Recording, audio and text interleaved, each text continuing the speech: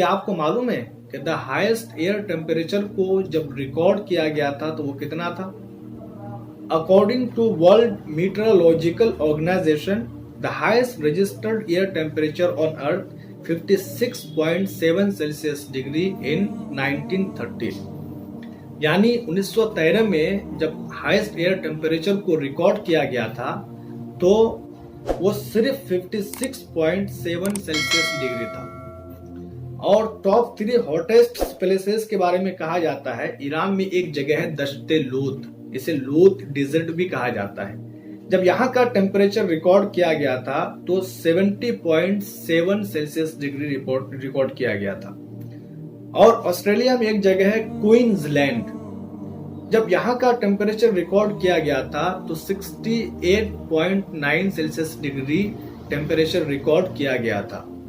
یہاں پر ایک بات یہ بھی ہے کہ جب ٹیمپریچر 68.9 سیلسیس ڈگری کو پہنچ چکا تو وہاں کی حکومت نے بہت ساری ٹرینوں کو کینسل کر دیا. وہ صرف اس لیے کہ ٹریکس بکلنگ کے خدشات کے سبب. اور لیبیا میں ایک جگہ ہے العزیزیہ، تو وہاں کا ٹیمپریچر جو ریکارڈ کیا گیا تو وہ 58.9 سیلسیس ڈگری ہے. اب ہم بات کرتے ہیں اپنے ملک کی. ہمارے ملک میں جو ہائیسٹ ٹیمپریچر کو ریکارڈ کیا گیا ہے تو مئی 2016 میں راجستھان کے ایک علاقے میں 51 سیلسیس ڈگری کو ریکارڈ کیا گیا ہے. اس کا اثر کیا ہوا؟ According to government data, more than 6,000 people have died because of heat waves in India. یعنی اس درجۂ حرارت کے سبب اب تک تقریباً 6,000 سے زائد لوگ انتقال کر چکے، مر چکے. یہ تو انڈر 100 سیلسیس ڈگری کی بات تھی. اور اگر ہم 100 سیلسیس ڈگری کی بات کریں تو یہ بوائلنگ پوائنٹ آف واٹر ہے. یعنی جب ٹیمپریچر 100 سیلسیس ڈگری کو پہنچ جاتا ہے تو پھر پانی کھولنا شروع ہو جاتا ہے. تو آپ نے کبھی یہ غور کیا کہ جب 100 سیلسیس ڈگری میں پانی کھولنا شروع ہو جاتا ہے تو پھر سورج کا ٹیمپریچر کتنا ہوگا؟ تو according to science the temperature at the surface of the sun 5600 Celsius degree and at the core of the sun 15 million Celsius degree. یعنی سطح سورج کا جو ٹیمپریچر ہے وہ 5600 سیلسیس ڈگری ہے اور جو مرکز کا ٹیمپریچر ہے وہ 1.5 کروڑ سیلسیس ڈگری ہے. تو آپ ذرا کمپیئر کیجئے کہ 100 سیلسیس ڈگری میں آ کر کے پانی کھولنا شروع ہو جاتا ہے تو پھر 5600 سیلسیس ڈگری کا عالم کیا ہوگا. یہ ساری باتیں بتانے کا مقصد کیا ہے؟ آئیے حدیث پاک سماعت فرمائیے. صحیح مسلم حدیث نمبر 2864. مقداد بن الاسود قال سمعت رسول اللہ صلی اللہ علیہ وسلم یقول تدنى الشمس من الخلق حتى تكون منه كمقدار میل. یعنی کل قیامت کے میدان میں سورج انسان کے سر سے بالکل قریب ہو جائے گا، 1 میل کے فاصلے پر صرف سورج ہوگا. اور راوی کا بیان ہے کہ مجھے اس بات کا ادراک نہیں کہ یہاں پر میل سے مراد میل مسافت ہے یا پھر سرما دانی کی سلائی. مطلب یہ ہوا آج کے ڈیٹ میں 100 سیلسیس ڈگری میں پانی کھولنا شروع ہو جاتا ہے تو کل قیامت کے میدان میں اس دنیا کے مطابق کم سے کم 5600 سیلسیس ڈگری کے نیچے ہر ایک انسان ہوگا. بات یہیں پر ختم نہیں ہو جاتی. مرقات شرح مشکات میں حضرت عبداللہ ابن عمر رضی اللہ تعالی عنہما سے مرفوعاً مروی ہے الشمس والقمر وجوہما الی العرش واقفاؤہما الی الدنیا. یعنی یہ سورج کا جو رخ ہے وہ عرش کی جانب ہے، اوپر کی جانب ہے، اور اس کی پیٹھ دنیا کی جانب ہے، ہماری جانب ہے. لیکن کل قیامت کے میدان میں ایسا نہیں ہوگا، اس کا الٹا ہو جائے گا. یعنی اس کا رخ ہماری جانب ہوگا اور اس کی پیٹھ اوپر کی جانب ہوگا. تو آپ ذرا تصور کیجئے اس وقت انسان کی حالت کیا ہوگی. مسند امام احمد بن حنبل حدیث نمبر 22,248 میں مذکور ہے، یغلی منہ الحوام کما یغلی القدور، یعنی انسان کے بھیجے کھولنا شروع ہو جائے گا، یعرقون فیہا علی قدر خطایاہم، کہ انسان کے گناہ کے مطابق اس کا پسینہ بہنے لگے گا، تو کسی کا پسینہ ٹکنے تک ہوگا، تو کسی کا گھٹنے تک، کسی کا کمر تک ہوگا، کسی کا سینے تک ہوگا، کسی کا گلے تک، تو کوئی پسینہ میں ڈوب رہا ہوگا۔ آج جب درجہ حرارت 40 ڈگری کو پہنچ جاتا ہے تو زمین پر خالی پیر چلا نہیں جاتا، تو ذرا سوچئے جب سورج کا ٹیمپریچر کم سے کم 5600 سیلسیس ڈگری ہوگا تو اس کی تپش کو کون برداشت کر پائے گا؟ سورج کی تپش سے زمین تانبے کی ہو جائے گی، یوم تبدل الارض غیر الارض، اس گرمی کی حالت میں پیاس کی جو کیفیت ہوگی اسے بیان نہیں کیا جا سکتا، زبانیں سوکھ کر کانٹا ہو جائیں گی، بعض لوگوں کی زبانیں منہ سے باہر نکل آئیں گی، دل ابل کر گلے کو آ جائے گا۔ آج اگر 100 سیلسیس ڈگری میں کھولنے والا پانی اگر کسی انسان پر ڈال دیا جائے تو وہ برداشت نہیں کر سکتا، ہرگز نہیں کر سکتا۔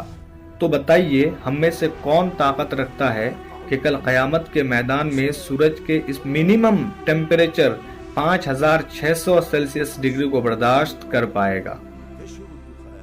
تو آخر ان ہولناکیوں سے بچنے کا اپائے کیا ہے؟ ہم کیسے ان ہلاکت خیزیوں سے بچ سکتے ہیں؟ اگر وہاں پر کوئی شخص سایہ تلاش کرے گا، سایہ ڈھونڈے گا، تو اسے کہیں پر بھی کوئی سایہ نہیں مل پائے گا، لیکن 7 لوگ ایسے ہوں گے جنہیں عرش کا سایہ نصیب ہوگا۔ حضرت ابو ہریرہ رضی اللہ تعالیٰ عنہ سے مروی ہے، بخاری شریف کی روایت ہے کہ 7 افراد ایسے ہوں گے جنہیں اللہ قیامت کے دن اپنے عرش کے نیچے سایہ عطا فرمائے گا۔ وہ 7 لوگ کون ہوں گے؟ انصاف کرنے والا حاکم، وہ جوان جس کی جوانی اللہ کی عبادت میں گزری، اور ایسا شخص جس نے تنہائی میں اللہ کو یاد کیا اور اس کے آنکھوں سے آنسو نکل آیا۔ اور ایک روایت میں آتا ہے کہ کل قیامت کے میدان میں ایک آگ انسان کا پیچھا کرے گی، انسان بھاگنے کی کوشش کرے گا، اسی درمیان کچھ فرشتے آ کر پانی کے چند قطرے اس آگ کی جانب پھینکے گا تو وہ آگ پیچھے بھاگنے پر مجبور ہو جائے گی۔ تو وہ شخص فرشتوں سے پوچھے گا کہ آخر یہ کون سا پانی ہے؟ تو فرشتے ارشاد فرمائیں گے یہ کوئی پانی نہیں ہے، بلکہ یہ تو وہ آنسو ہے جسے تم نے اللہ کے خوف سے بہایا تھا۔ تو ایک شخص وہ ہوگا جس نے تنہائی میں اللہ رب العزت کو یاد کیا اور اس کے آنکھوں سے آنسو نکل آیا۔ چوتھا شخص وہ جس کا دل مسجد اور نماز کی جانب لگا رہتا ہے۔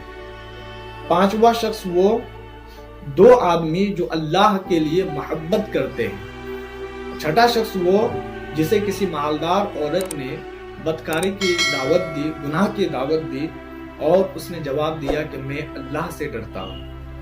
اور 7واں شخص وہ جس نے پوشیدہ صدقہ کیا، اور ایسا صدقہ کہ دائیں ہاتھ سے صدقہ کیا اور بائیں ہاتھ کو خبر نہ ہو۔